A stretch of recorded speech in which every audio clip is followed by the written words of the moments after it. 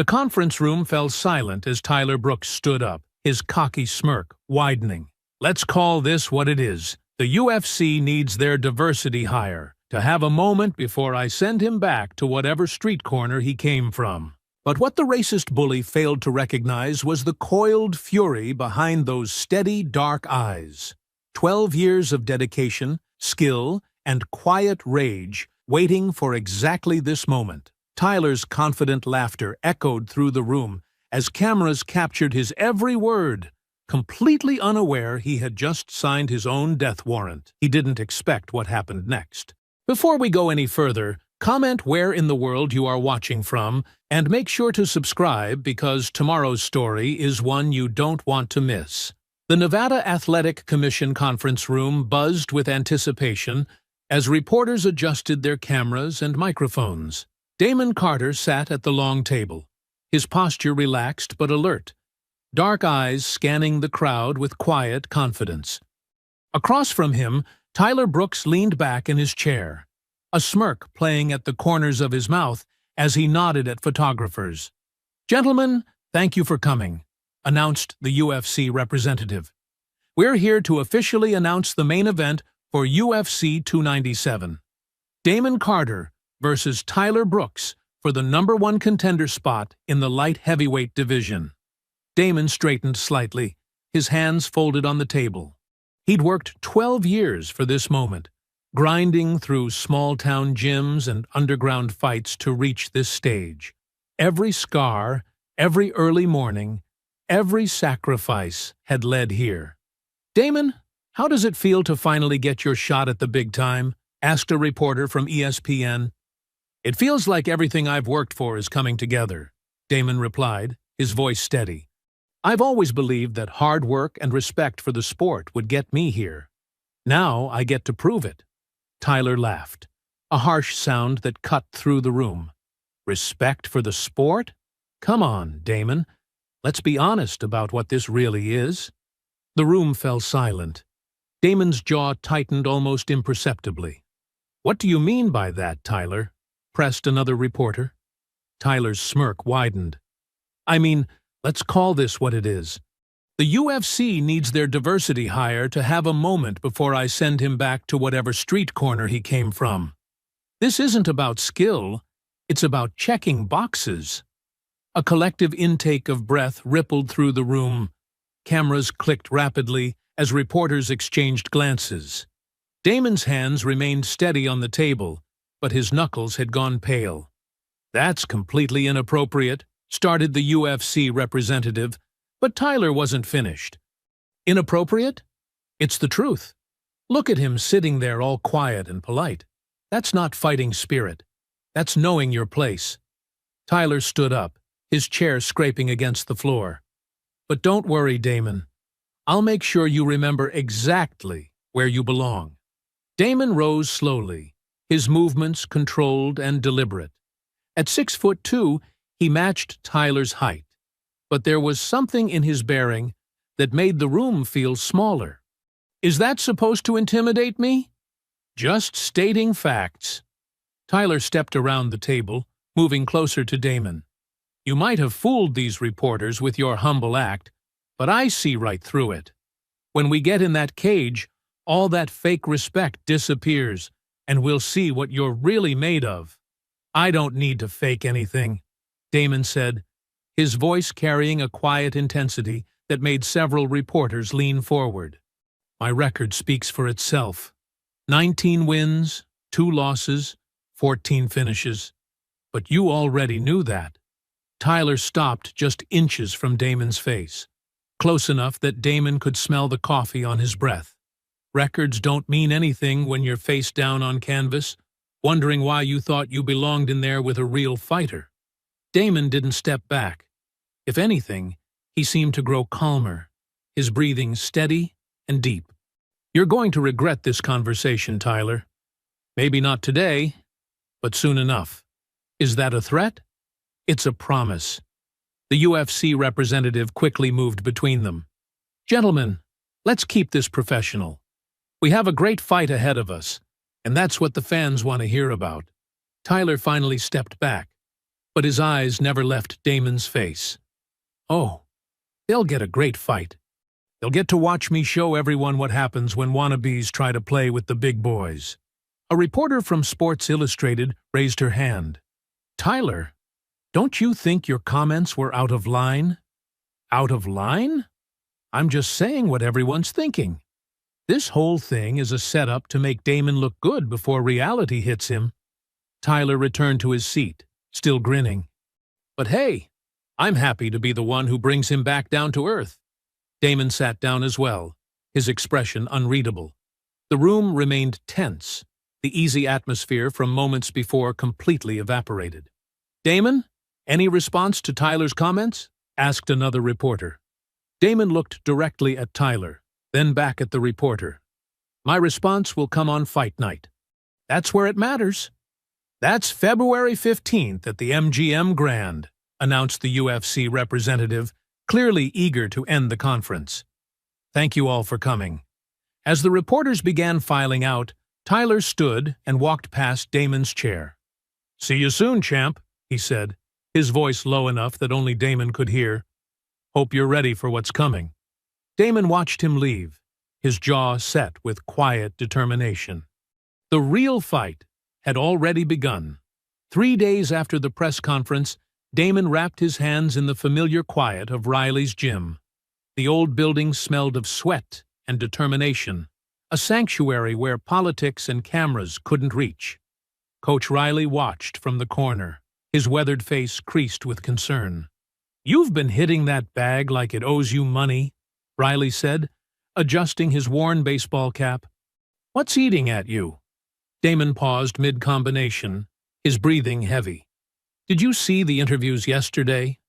3 different reporters asked Tyler about his comments, and every time they let him slide, "Heated emotions before a big fight," they said. Like what he said was just trash talk. "And that surprises you?" Riley moved closer, his voice carrying decades of wisdom. "The fight game's always been about selling tickets first, justice second. You know that. It shouldn't be that way." Damon unwrapped his hands, the tape damp with sweat. "Sarah saw the press conference online. You know what she asked me? She asked if I was going to be safe." Riley's expression softened. "What did you tell her?" "That I'd handle it in the ring." "But coach, what if beating him isn't enough? What if he just keeps running his mouth and everyone keeps pretending it's normal? Then you beat him so badly that even the people making excuses for him have to admit the truth." Riley picked up focus mitts from the equipment rack. "But right now, all that anger is making you sloppy. Show me your jab-cross combination. Clean and controlled." Meanwhile, across town at Jackson's MMA Academy, Tyler basked in the attention of a small crowd of reporters and training partners.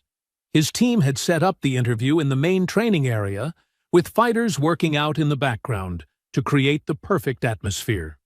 "Tyler, some people are calling your comments at the press conference controversial," said a reporter from MMA Weekly. "Any regrets?" Tyler grinned as he shadowboxed for the cameras. "Regrets? For speaking the truth? Look around this gym. You see guys from every background here, and they'll all tell you the same thing.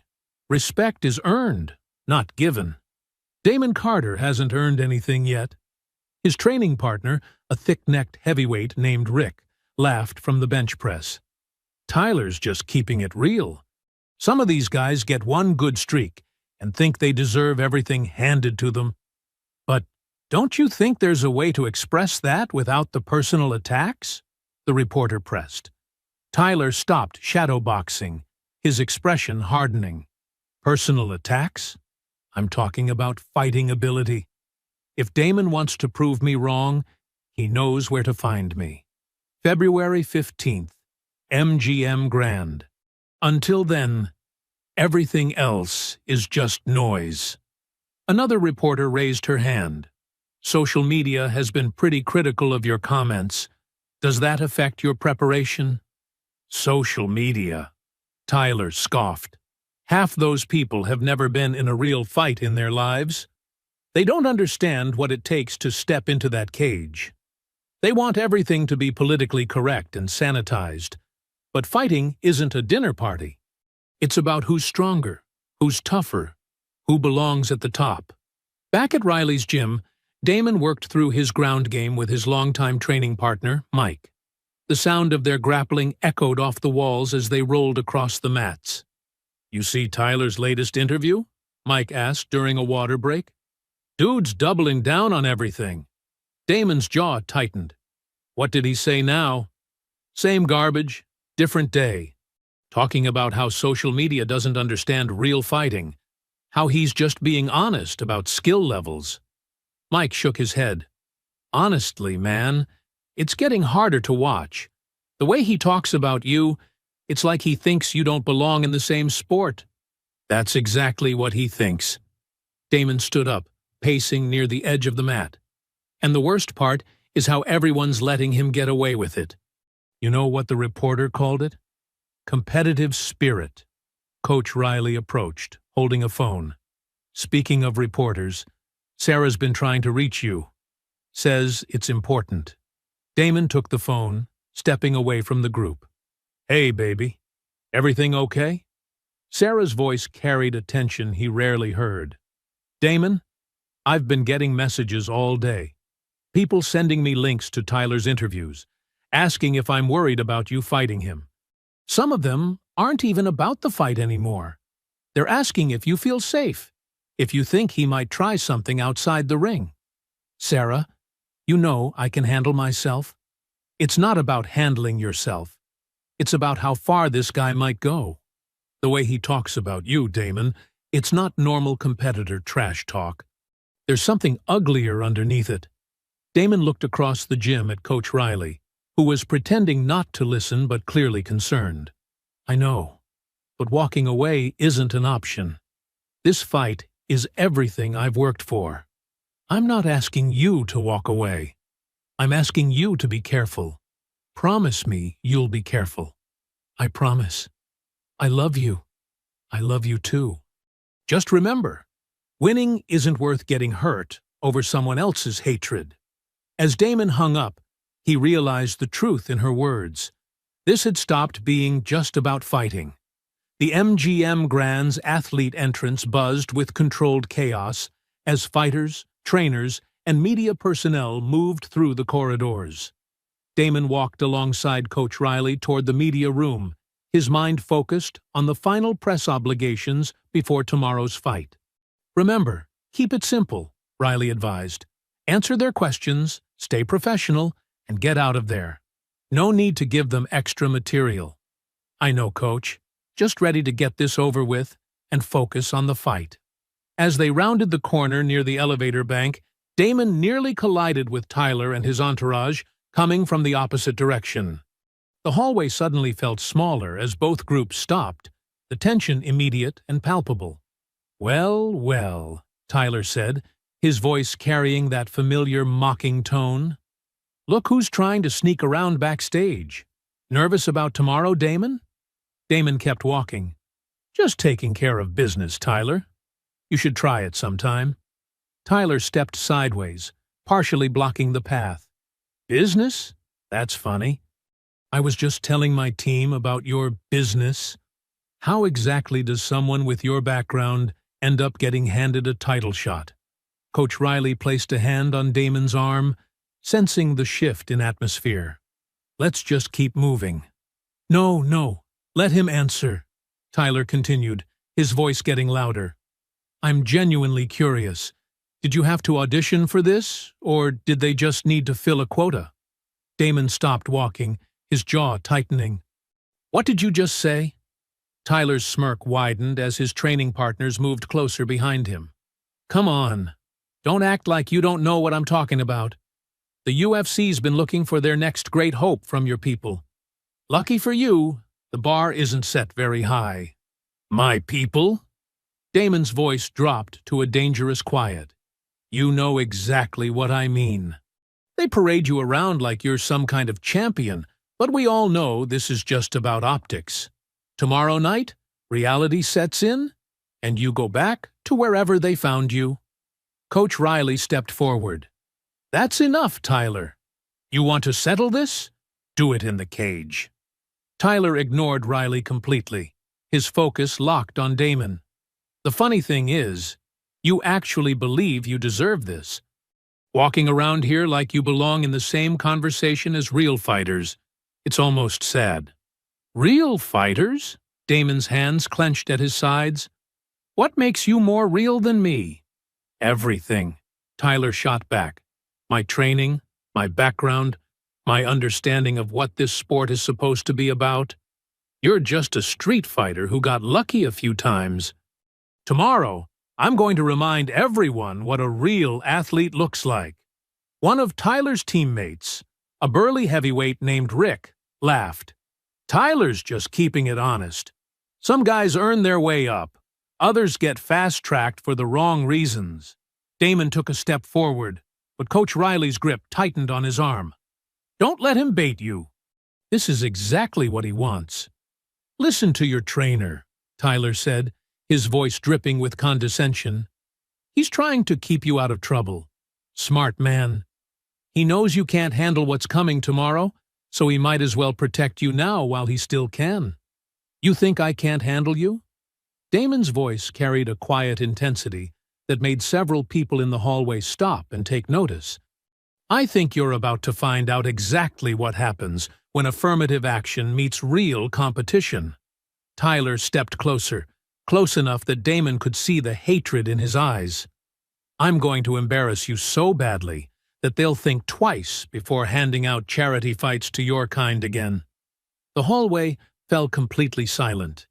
Even Tyler's teammates seemed uncomfortable with how far he'd pushed things. Damon looked Tyler directly in the eyes, his voice steady despite the fury building inside him. "Tomorrow night, you're going to regret every word you just said. Is that a threat? It's a promise.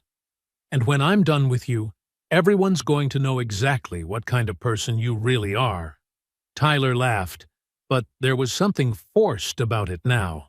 Tough talk from someone who's never faced real adversity. "Tomorrow, you find out what it's like to fight someone who won't just roll over for you.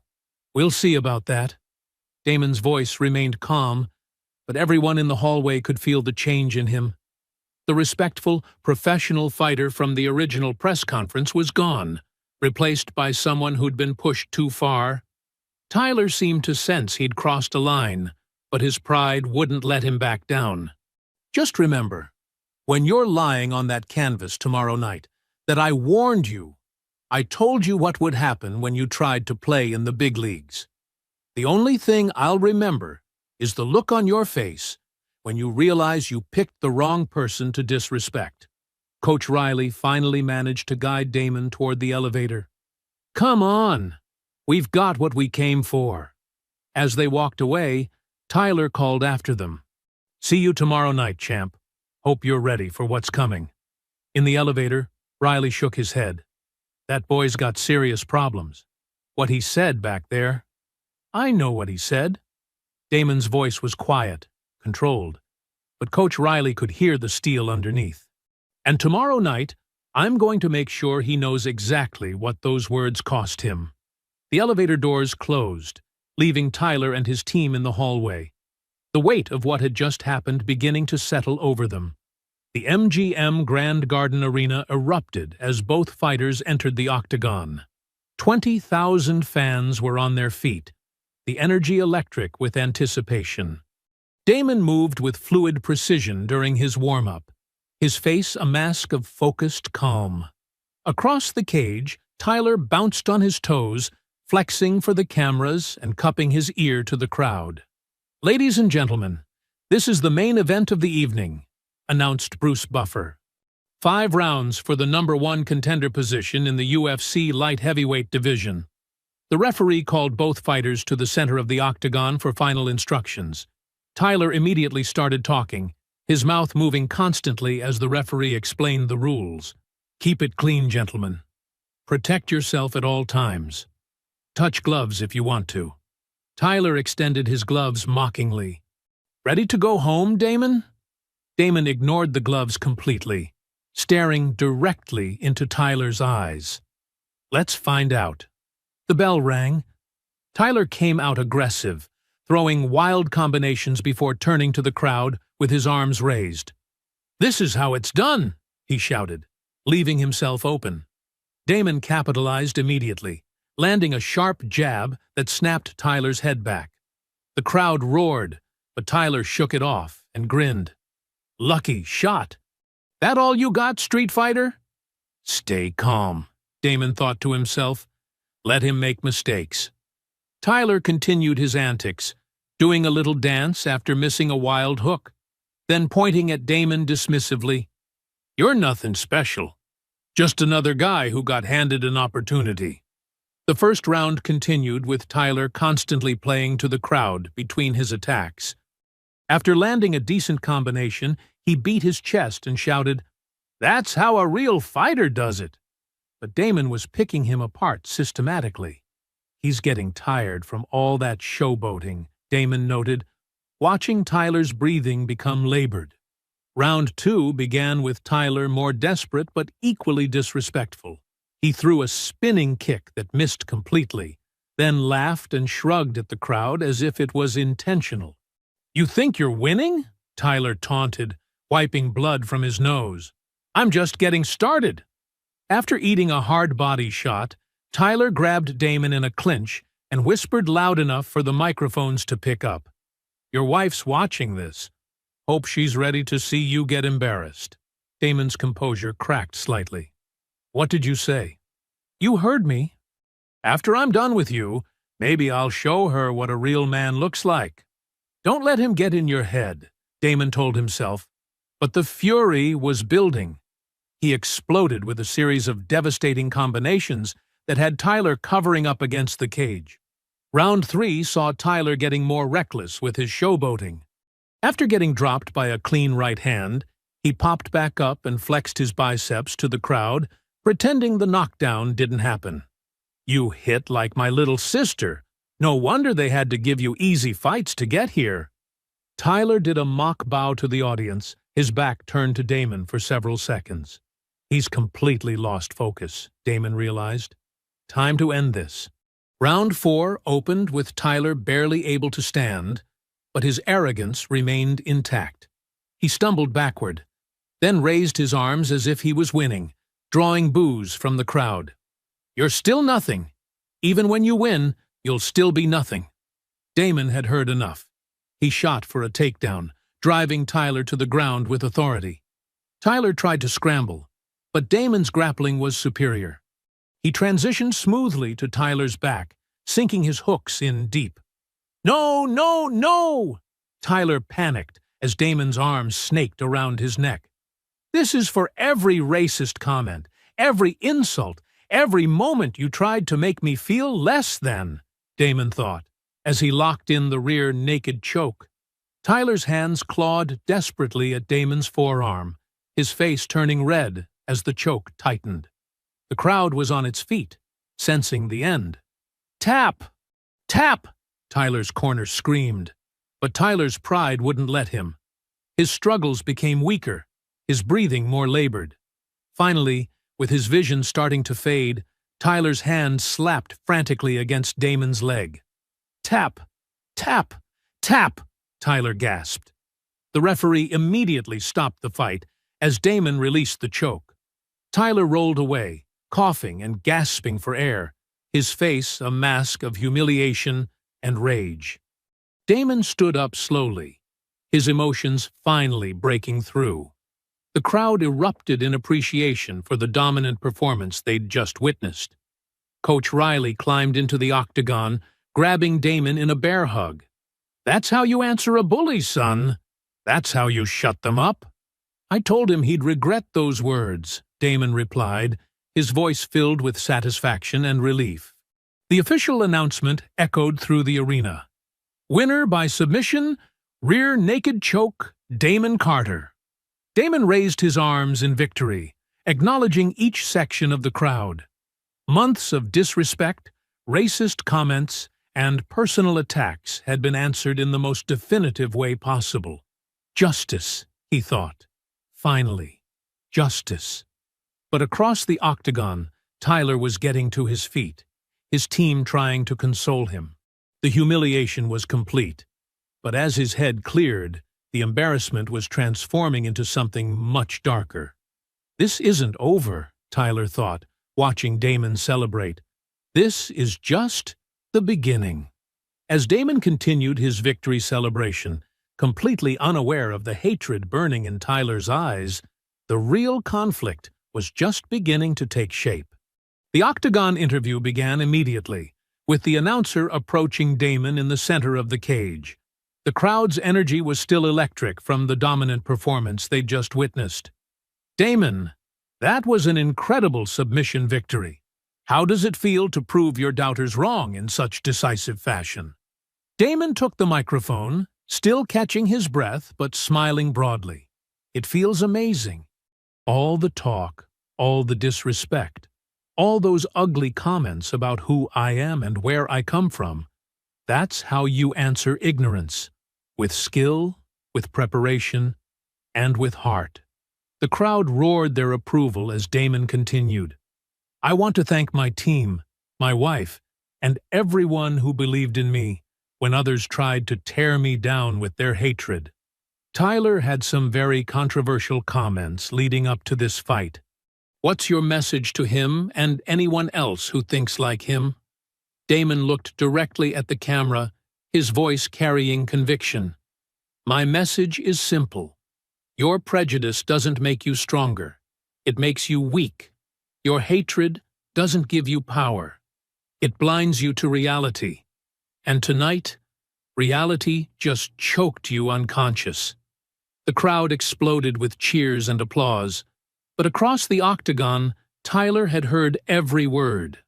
His face, already flushed from the chokeout, turned crimson with rage. What did you just say? Tyler shouted, pushing past his corner team. Damon turned, still holding the microphone. I said the truth.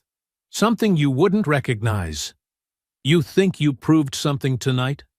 Tyler's voice cracked with fury as he started moving toward the center of the octagon. You think beating me changes anything? The announcer quickly stepped back as tension filled the cage. Tyler, the fight's over, man. You need to— Shut up, Tyler screamed, his composure completely gone. This doesn't prove anything. One fight doesn't make you my equal. Damon set down the microphone, his celebration mood shifting to alertness. I just dominated you for 4 rounds and choked you unconscious. What more proof do you need? Dominated? Tyler's voice rose to near hysteria. By someone like you? This was just one night. This doesn't change who you really are. Someone like me? Damon's voice dropped dangerously low.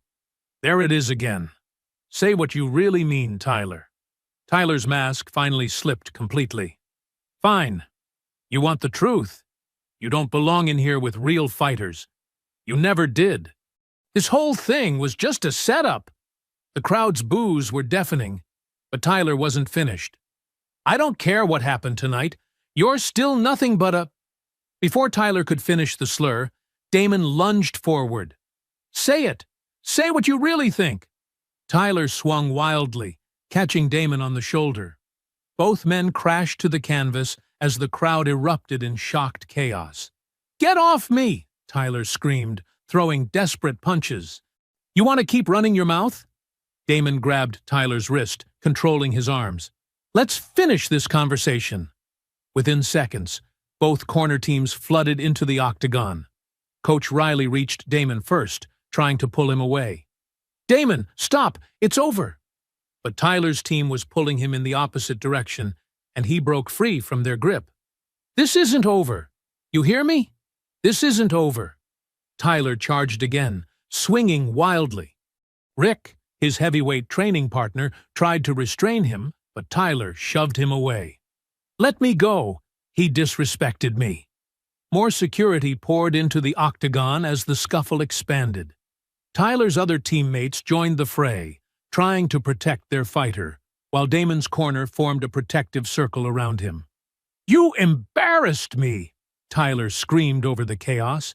In front of everyone! You made me look like a fool! You made yourself look like a fool!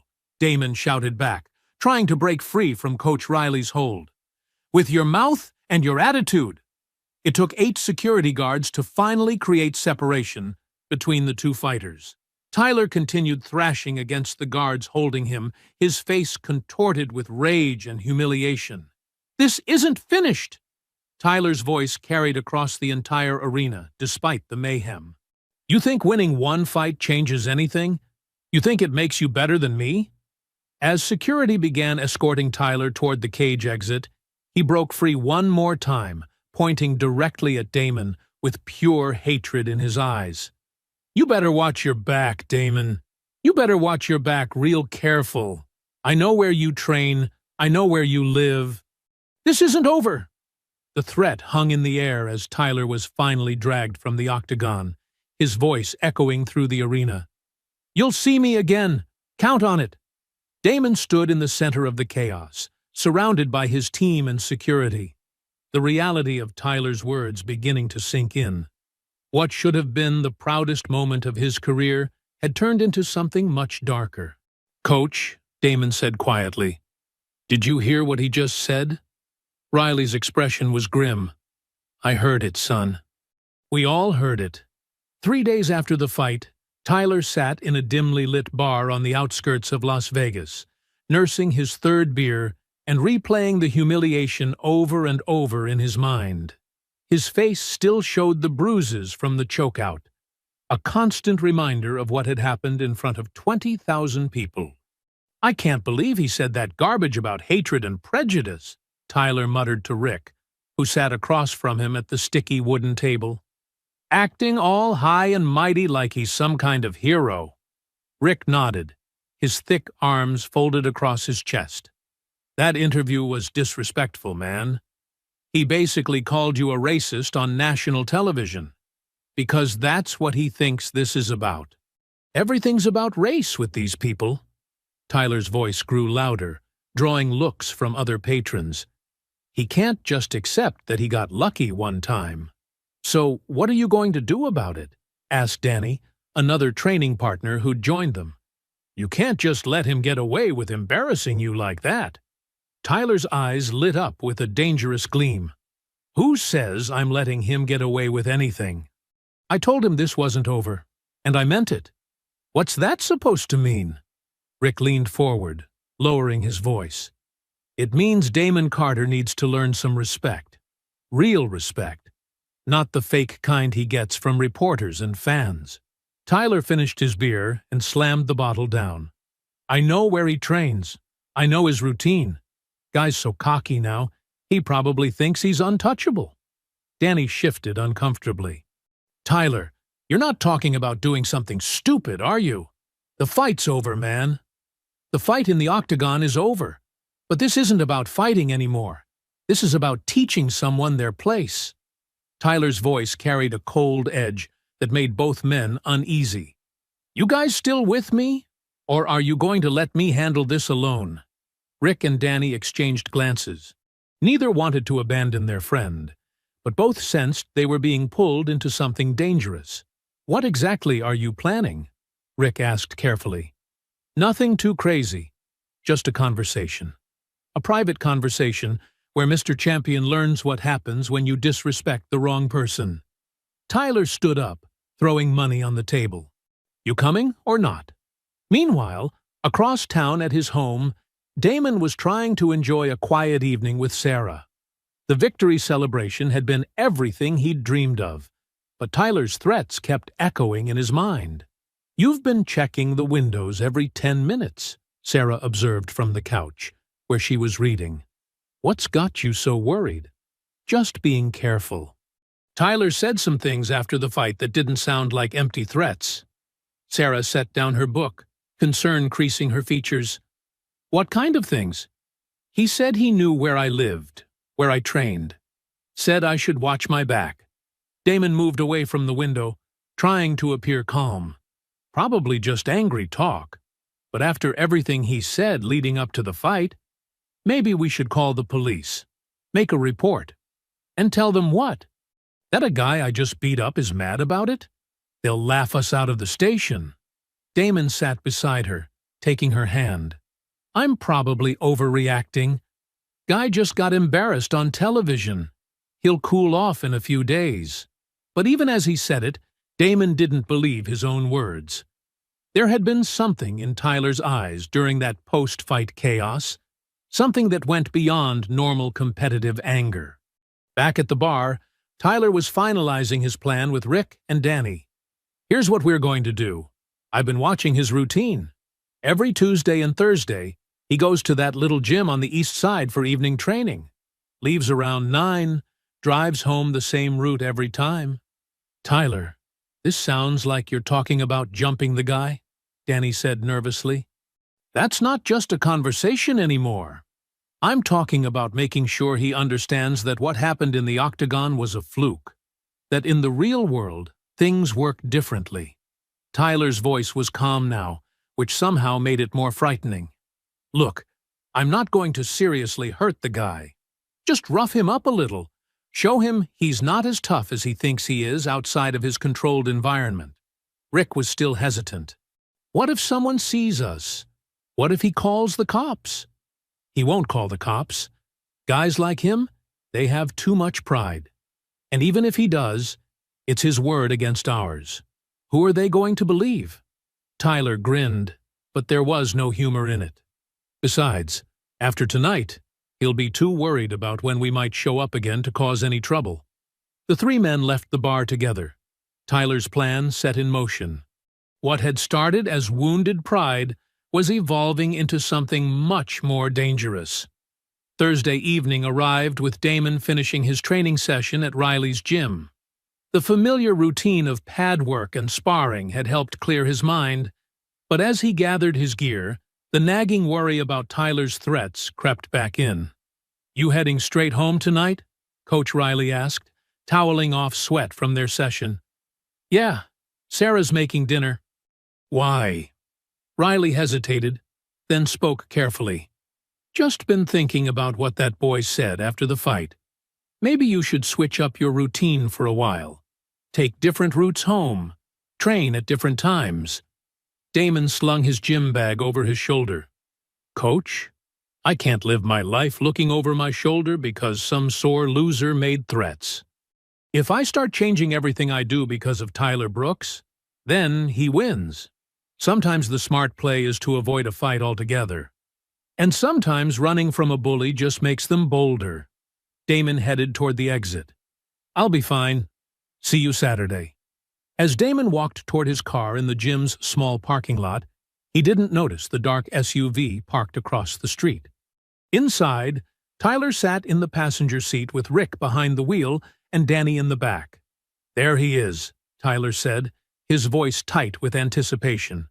Right on schedule, just like I said. Damon started his car and pulled out of the parking lot, taking his usual route toward home through the quieter residential streets. The SUV followed at a distance, maintaining just enough space to avoid detection. You sure about this? Danny asked from the back seat, his nervous energy filling the vehicle. What if he fights back? Guy just choked you out 3 days ago. That was in his element, with rules and referees, Tyler replied, his eyes never leaving Damon's taillights ahead. This is different. This is reality. Rick glanced in the rearview mirror. What's the plan exactly? We just pull him over and have a conversation? We corner him somewhere private, teach him some humility, show him that winning one fight doesn't make him untouchable. Tyler's hands clenched into fists. He embarrassed me in front of the whole world. Time for him to understand what that feels like. A few cars ahead, Damon noticed the same headlights that had been behind him for several blocks. His training in situational awareness, drilled into him by years of competition, made him naturally observant. He took an unexpected right turn onto a side street to test his suspicions. The SUV followed. He's turning, Rick observed, maintaining distance.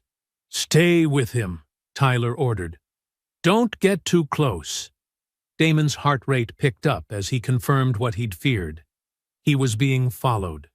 He pulled out his phone to call Sarah, then stopped. What would he tell her? That he thought someone was following him? She'd insist he call the police, and he still wasn't sure this wasn't just paranoia. He took another turn, this time onto a more isolated street lined with warehouses and closed businesses. If someone was really following him, this would force their hand. He's heading into the industrial area, Rick noted, slowing down as they entered the darker, less populated section of town. Perfect, Tyler said, his voice carrying a dangerous satisfaction. Pull up next to him at the next light. Damon approached a red light and stopped, glancing nervously in his mirrors. The SUV that had been following him pulled up alongside, and through the tinted windows he could make out multiple figures. The passenger window rolled down, revealing Tyler's face, twisted with anger and malicious intent. "Get out of the car, Damon!" Tyler called across the space between vehicles. "We need to talk." Damon's training kicked in immediately. Multiple attackers, isolated location, no witnesses. This was a tactical nightmare. "I don't think so, Tyler. You want to talk? We can do it somewhere public." "I'm not asking." Tyler's voice hardened. "You embarrassed me in front of everyone. Now it's time to return the favor." The light turned green, and Damon floored the accelerator, his car shooting forward into the intersection. Behind him, he heard tires squealing as the SUV gave chase. "He's running!" Danny shouted from the back seat.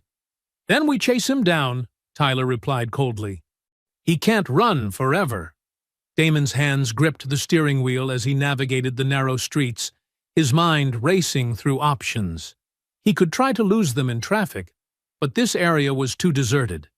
He could drive to a police station, but he wasn't sure where the nearest one was. His phone was in his gym bag in the back seat, too far to reach while driving. The SUV was gaining on him, its more powerful engine closing the distance between them.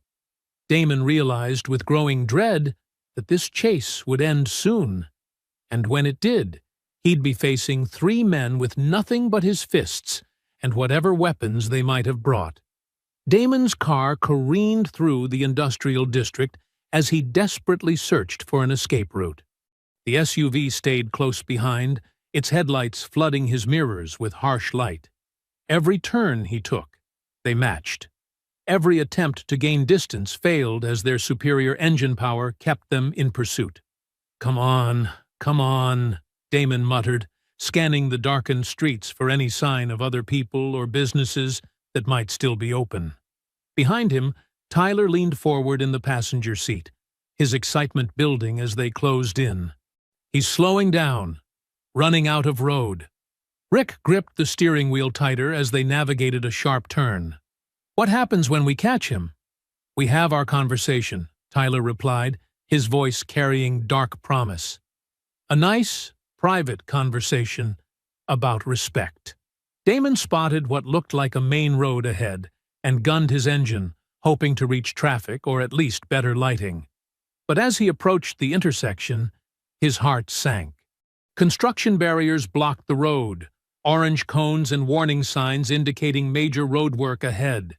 He was forced to turn right, deeper into the maze of warehouses and empty lots. The SUV followed relentlessly, and now Damon could hear Tyler shouting from the passenger window. "You can't run forever, champ! Might as well pull over and take it like a man." Damon's car hit a pothole hard, jarring his teeth and causing his gym bag to slide across the back seat.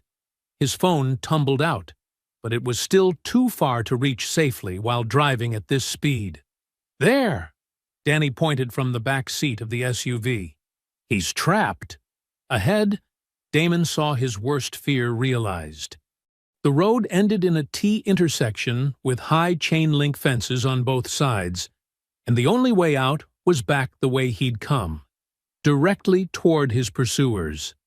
He slammed on the brakes, his car skidding to a stop just feet from the fence. In his rearview mirror, he watched the SUV pull up behind him, blocking his only escape route. "End of the line," Tyler said with satisfaction, as all 3 men climbed out of the vehicle. Damon sat in his car for a moment, weighing his options. He could try to ram past them, but that would likely result in a serious accident. He could stay in the car and hope someone would come by, but this area seemed completely deserted. Or he could get out and face whatever they had planned. "Get out of the car, Damon!" Tyler shouted, approaching the driver's side door. "Let's finish what you started with that disrespectful interview."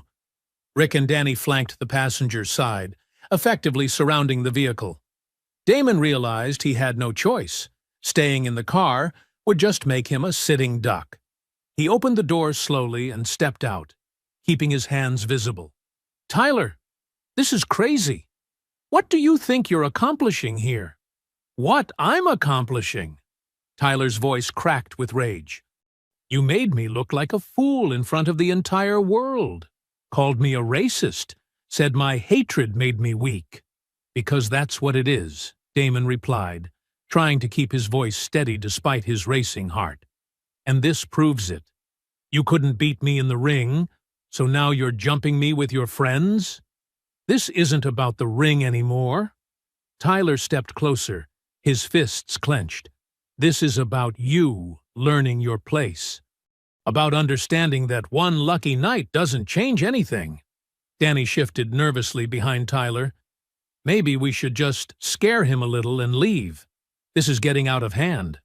"Shut up, Danny," Tyler snapped without taking his eyes off Damon. "We came here to teach a lesson, and that's what we're going to do." Rick cracked his knuckles menacingly. 3-on-1 seems pretty fair considering how mouthy he's been. Damon backed against his car, calculating distances and angles. His MMA training had prepared him for one-on-one combat, but 3 attackers in an open space was a completely different scenario. "You know what the funny thing is?" Tyler continued, his voice taking on a mocking tone. "All those people cheering for you, calling you a hero, they're not here now, are they? It's just you and us, and we're about to show you what a real beating looks like." "If you think this intimidates me, you're wrong," Damon replied, squaring his shoulders. "I've been fighting my whole life. I'm not going to stop now." Tyler laughed, a harsh sound that echoed off the surrounding buildings. "Fighting? You call what you do fighting? You follow rules. You have referees to protect you. This is different. This is what happens in the real world when you disrespect the wrong people." The 3 men began closing in, forming a loose circle around Damon. There was nowhere left to run, nowhere to hide. The confrontation he'd hoped to avoid was about to begin. "Last chance, Tyler," Damon said quietly. "Walk away now, and we can forget this happened." "The only thing I'm forgetting is how to show mercy," Tyler replied, raising his fists. "Let's see how tough you really are." Tyler threw the first punch, a wild haymaker that Damon slipped easily. His MMA training kicked in immediately as he countered with a sharp jab that caught Tyler square in the nose, blood spurting instantly. "You want to do this the hard way?" Damon said, settling into his fighting stance. "Fine by me." Rick charged from the left, throwing a clumsy overhand right. Damon ducked under it and swept Rick's legs, sending the bigger man crashing to the asphalt with a grunt of pain. "This is insane," Danny shouted, but he moved forward anyway, loyalty to Tyler overriding his better judgment. Tyler wiped blood from his nose, his eyes wild with rage. "Hold him down! Both of you! Hold him down!" Danny grabbed for Damon's left arm while Tyler circled to the right. Damon twisted away from Danny's grip and landed an elbow to his ribs that doubled him over, gasping for air. "You thought this would be easy." Damon's breathing was controlled despite the chaos. 3-on-1, and you still can't handle me?" Rick had gotten back to his feet, more cautious now after being dropped so easily. "He's faster than I thought. We need to corner him." "I don't care how fast he is." Tyler's voice cracked with desperation. "He's just one man. We're 3. Tyler feinted left, then dove right, trying to tackle Damon around the waist. Damon sprawled backward, using Tyler's momentum against him, and drove his knee up into Tyler's solar plexus. Tyler crumpled to the ground, wheezing and clutching his stomach. Danny had recovered from the elbow and came at Damon from behind, wrapping his arms around Damon's torso in a bear hug. "Got him! Rick, help me!" Rick moved in to throw punches at Damon's exposed midsection, but Damon dropped his weight and threw his head back, catching Danny in the face with the back of his skull. Danny's grip loosened immediately as his nose broke with a sickening crack. "My nose! He broke my nose!" Danny staggered backward, blood pouring through his fingers. Damon spun around and caught Rick with a devastating right cross that sent him sprawling across the hood of his own SUV. The bigger man slumped to the ground, momentarily stunned. Tyler was back on his feet, his face a mask of humiliation and rage. "This isn't over! You hear me? This isn't over!" "Yes, it is," Damon replied, his voice steady despite breathing hard from the exertion. "You brought this on yourself." But Tyler pulled something from his jacket pocket, a metal tire iron he'd grabbed from the SUV. "Now we'll see how tough you are." "Tyler, don't!" Danny pleaded, still holding his broken nose. "This has gone too far." "It goes as far as I say it goes." Tyler swung the tire iron in a vicious arc toward Damon's head. Damon barely ducked in time, the metal weapon whistling past his ear. He grabbed Tyler's wrist with both hands, controlling the weapon while driving his shoulder into Tyler's chest. "Drop it!" Damon commanded, applying pressure to Tyler's wrist. "Never!" Tyler struggled against Damon's grip, but his leverage was poor and his strength was fading. Damon twisted Tyler's wrist sharply, and the tire iron clattered to the asphalt. Without hesitation, he swept Tyler's legs and drove him face first into the chain-link fence. Tyler's body went limp as he slumped to the ground, unconscious. Rick was trying to get back to his feet, but Damon's punch had left him dazed and unsteady. "I'm done, man. I'm done. Don't hit me again." Danny was leaning against the SUV, blood still streaming from his nose. "We should never have come here. This was stupid." "Tyler's crazy." Damon looked at the three men. Tyler unconscious against the fence, Rick barely standing, and Danny bleeding and defeated. The adrenaline was beginning to fade, replaced by the reality of what had just happened. "You attacked me," Damon said, pulling out his phone which had fallen during the fight. 3 against 1, with weapons. That's aggravated assault. "Please don't call the cops," Danny begged. "Tyler made us do it. We didn't want to hurt you." "You should have thought about that before you followed me here." Damon dialed 911, keeping his eyes on Rick and Danny. "This ends now." As the phone rang, Tyler began to stir against the fence, groaning as consciousness returned. When he saw Damon standing over him with the phone, his face contorted with fresh rage. "You think calling the police protects you?" Tyler's voice was slurred, but venomous. "You think this ends here? I'll make your life hell. I'll destroy everything you care about." "Hello, 911? I need police at the corner of Industrial Boulevard and 5th Street. I was attacked by 3 men. "Yes, I'll stay on the line."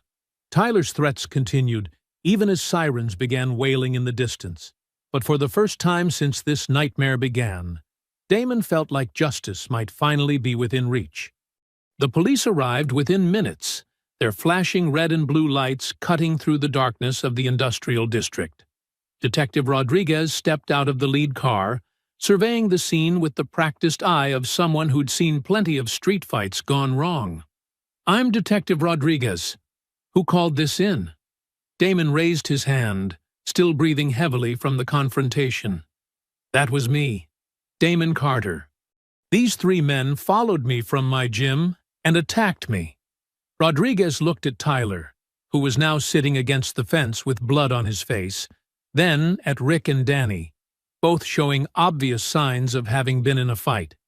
"And you are?" "Tyler Brooks," Tyler muttered, not making eye contact with the detective. "The MMA fighters," Rodriguez nodded with recognition. "I saw your fight on Saturday." Heard about the post-fight incident, too. He pulled out his notebook. Mr. Carter, tell me what happened here. As Damon recounted the events, the chase, being cornered, the 3-on-1 attack, and Tyler's use of the tire iron, Rodriguez took detailed notes. Tyler remained silent, but his jaw tightened with each detail.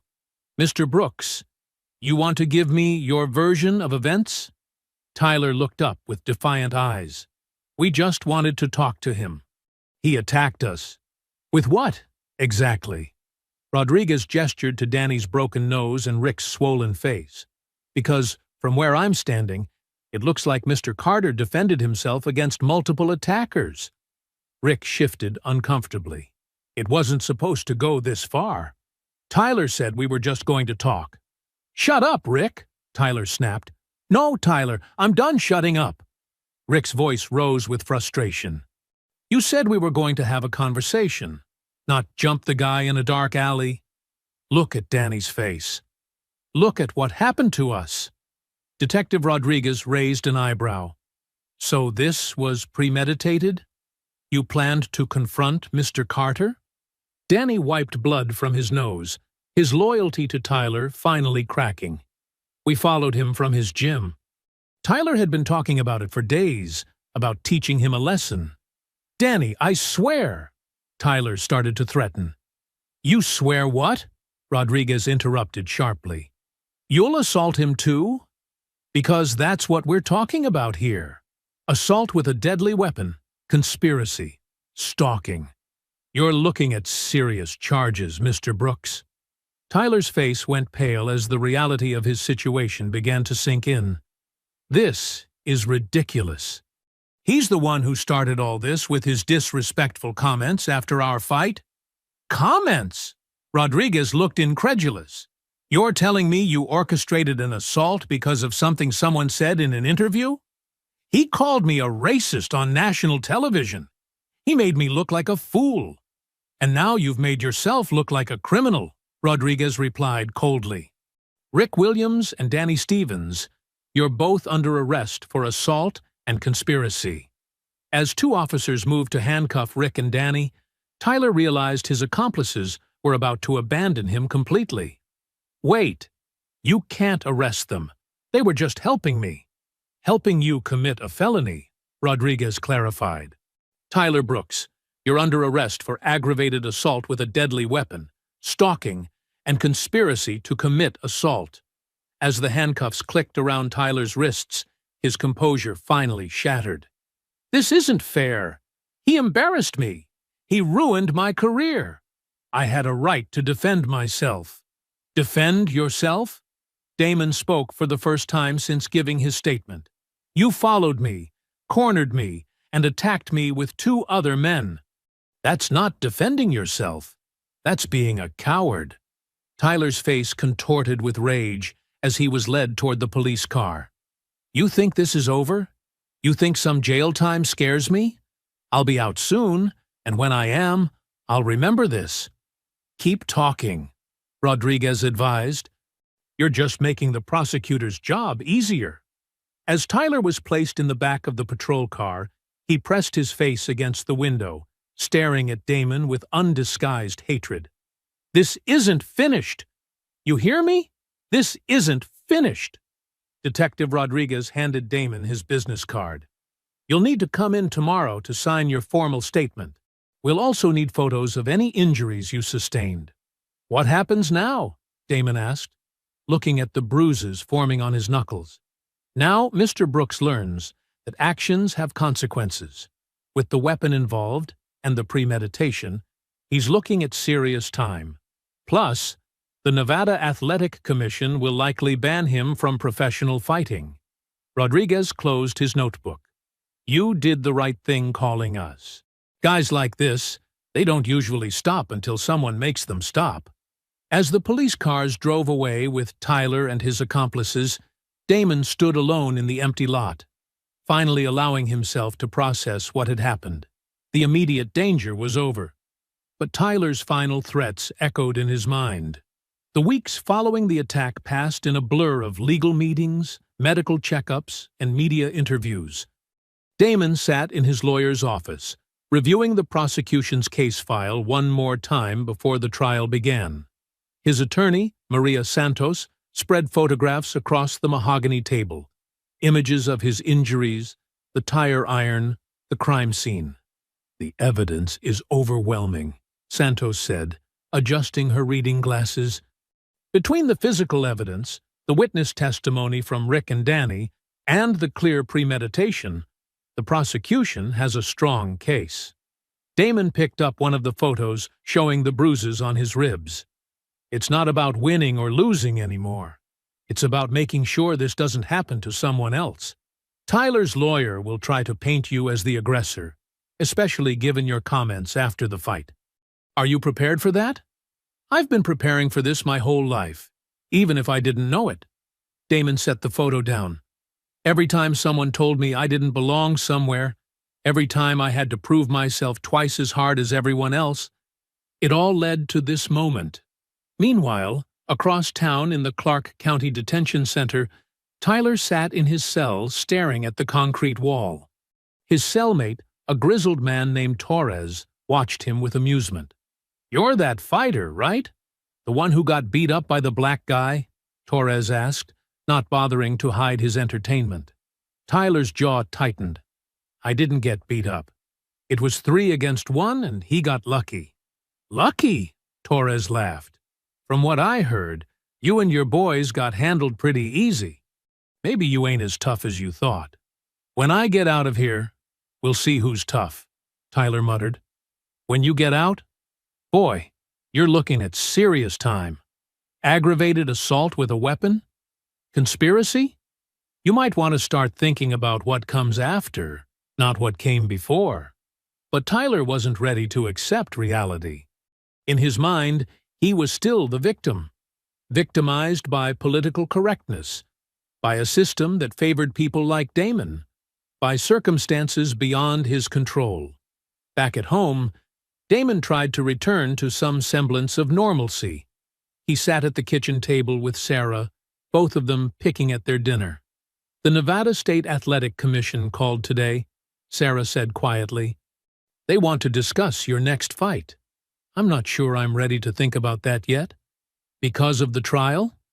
Damon pushed food around his plate. "Because of everything. The fight with Tyler. What happened afterward. This whole legal process. It's changed something in me, and I'm not sure what yet." Sarah reached across the table to take his hand. "You know what I think changed? You stopped fighting just for yourself. Now you're fighting for everyone who's ever been told they don't belong. That's a lot of pressure. It's also a lot of purpose. Before Tyler, you were just another good fighter trying to make it to the top. Now you're something more." Detective Rodriguez had been following the case closely, knowing that the outcome would send a message far beyond the individuals involved. He sat in his office, reviewing Tyler's file one more time before the trial. His partner, Detective Kim, looked over his shoulder. "This one getting to you? Cases like this always do. It's not just about the crime anymore. It's about everything that led up to it." Rodriguez closed the file. Brooks had every advantage: talent, opportunity, support. But his hatred poisoned all of it. And Carter? Carter's the kind of man this job reminds you to believe in. Someone who faced injustice and chose to fight it the right way. The media attention had been intense, with sports commentators and social analysts weighing in on everything from race relations in MMA to the responsibility of athletes as role models. But through it all, Damon had maintained his dignity and focus. Coach Riley watched his student during a light training session, noting how the events had changed him. The quiet confidence was still there, but it was deeper now, more purposeful. "You ready for tomorrow?" Riley asked as they finished up. "As ready as I can be. Whatever happens in that courtroom, I know I did the right thing. And after? When this is all over." Damon looked at himself in the gym mirror, seeing not just a fighter, but someone who had stood up to hatred and won. "After this, I get back to being who I've always been. But maybe now I understand what that really means. The trial would begin tomorrow, and with it, the final chapter in a story that had started with one man's prejudice and would end with justice served. For Damon, it represented more than just legal vindication. It was proof that standing up to bullies, no matter how powerful or intimidating, was always worth the fight. Climax. Extended. 6 weeks later, the Clark County Courthouse buzzed with activity as Tyler Brooks's trial reached its climax. The courtroom was packed with reporters, MMA fans, and curious observers who had followed the case from the beginning.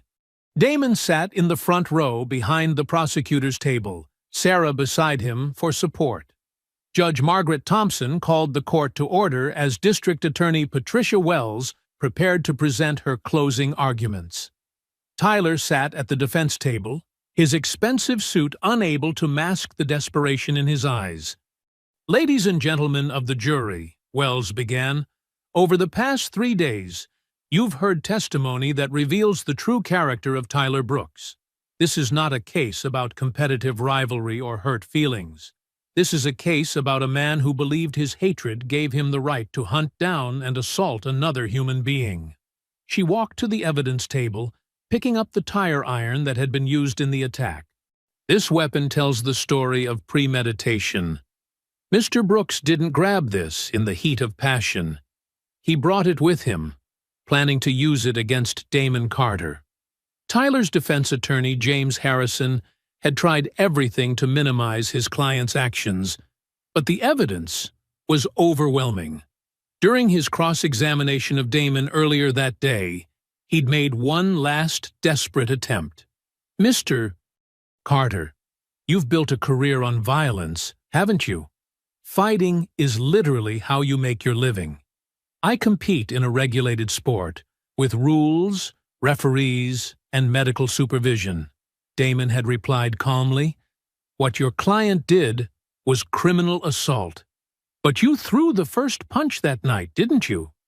After being chased, cornered, and threatened by 3 men, one of whom was armed. That's called self-defense." Harrison had grown increasingly frustrated. "Isn't it true that you've profited from this incident? Book deals, interview appearances, increased fighting fees." Damon's response had been devastating.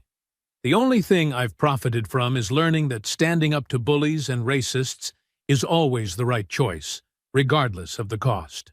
Now, as Wells continued her closing argument, she addressed the jury directly. "Mr. Brooks wants you to believe this was about respect or competition. But listen to his own words from the witness stand yesterday." She read from the transcript. "He needed to learn his place. People like him get one lucky break and think they own the world." Wells looked up at the jury. What did he mean by people like him? What place was Mr. Carter supposed to learn? Tyler's testimony had been a disaster. When Wells had cross-examined him, his carefully constructed facade had crumbled completely. "Mr. Brooks, you testified that you wanted a man-to-man conversation with Mr. Carter. Is that why you brought 2 accomplices?" "I brought backup because I didn't know what to expect." "Backup? You brought backup to have a conversation?" Tyler's voice had risen defensively. "The guy had just embarrassed me on national television. He made me look weak." "Made you look weak? Or revealed what you actually are?" "I am not weak. I'm a professional fighter. I've worked my entire life to get to a point where you could assault someone who beat you fairly." That's when Tyler had exploded. "He didn't beat me fairly. The whole system is rigged. They wanted him to win because of what he represents. I was set up from the beginning." "Set up how, exactly?" "You know exactly how. The media, the fans, everyone was rooting for him because he's black. They didn't care about skill or talent, they just wanted their story." The courtroom had fallen silent at Tyler's outburst. His lawyer had tried to object, but the damage was done. "So this was about race, Mr. Brooks?" Tyler had tried to backtrack. No, that's not what I meant. You meant exactly what you said. You couldn't accept losing to a black man, could you? That's not true. Then explain your comments to Mr. Carter before the fight. The comments about diversity hires and street corners? Tyler's silence had been answer enough. Rick Williams had been the prosecution's star witness, his testimony painting a clear picture of Tyler's planning and intent. He said he was going to show Damon what a real beating looked like, Rick had testified. Said the octagon had rules and referees, but the street was different. He kept talking about putting him in his place. And what did you understand that to mean? At first, I thought he was just talking tough. But then he started following Damon around, learning his schedule, planning when to corner him. That's when I knew it was serious. Danny's testimony had been even more damaging. Tyler brought the tire iron from his garage. He showed it to us before we left, said we might need it if Damon didn't want to listen. I asked him what we were really doing, and he said we were going to teach someone a lesson about respect.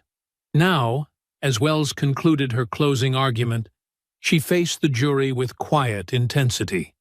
Tyler Brooks had every advantage in life: talent, opportunity, support.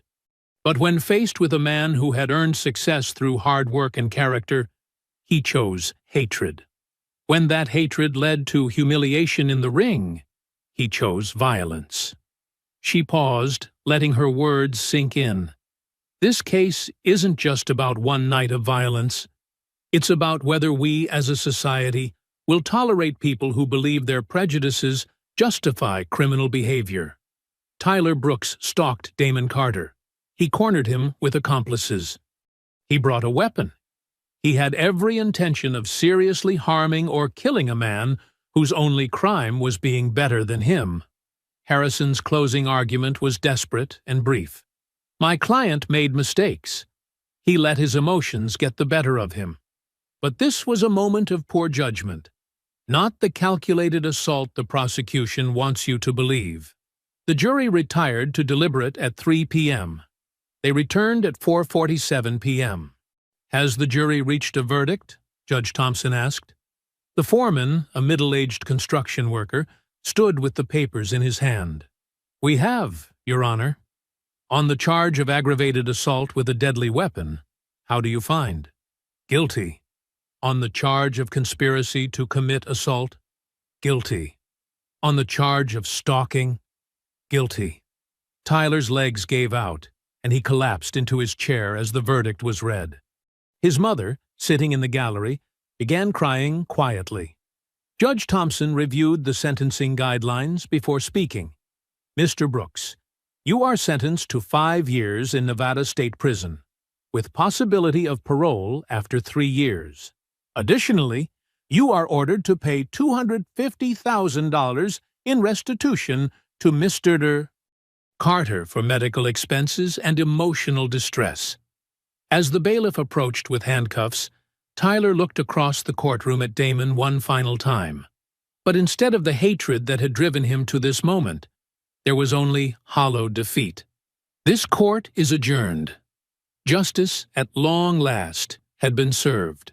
6 months after the trial, Damon stood in the center of a packed arena in Phoenix, his hand raised in victory after defending his newly won light heavyweight championship.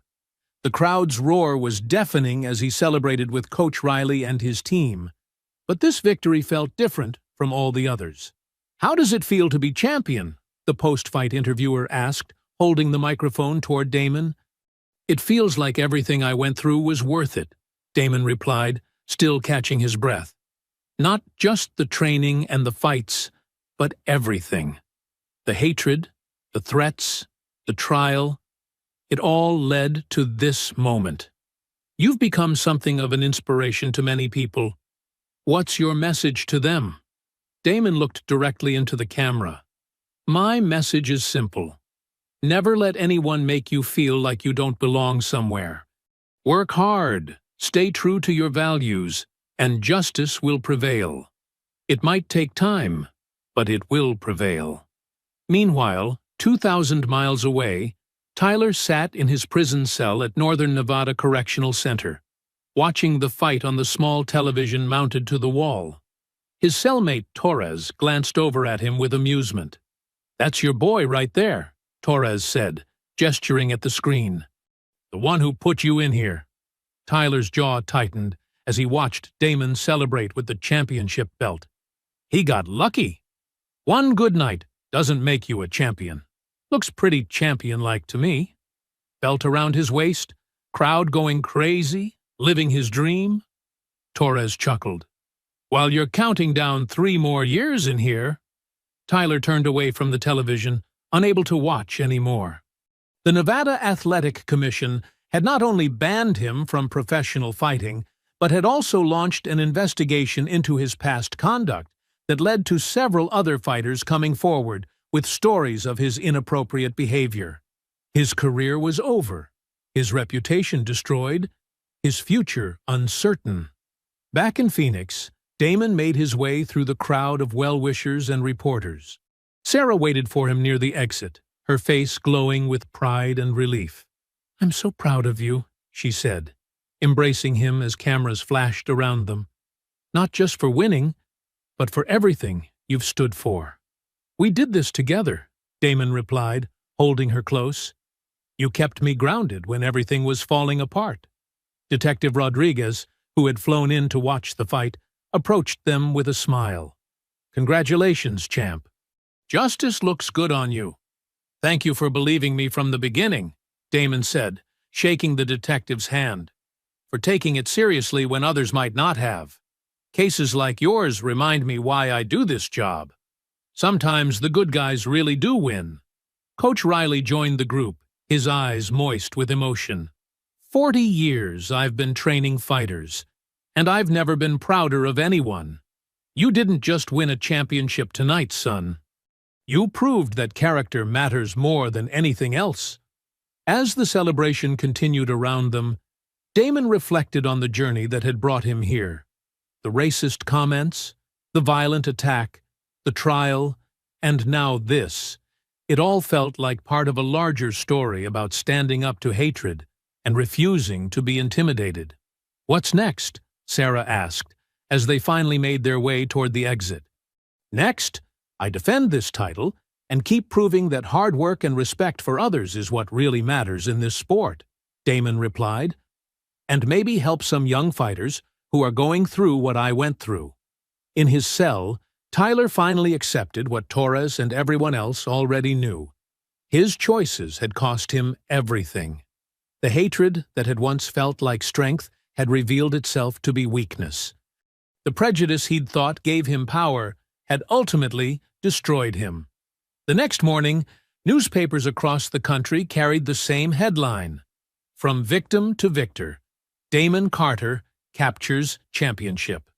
The story detailed not just his fighting skills, but his courage in standing up to racist abuse and his dignity throughout the legal process that followed. Tyler would serve his full sentence, eventually being released to a world that had moved on without him.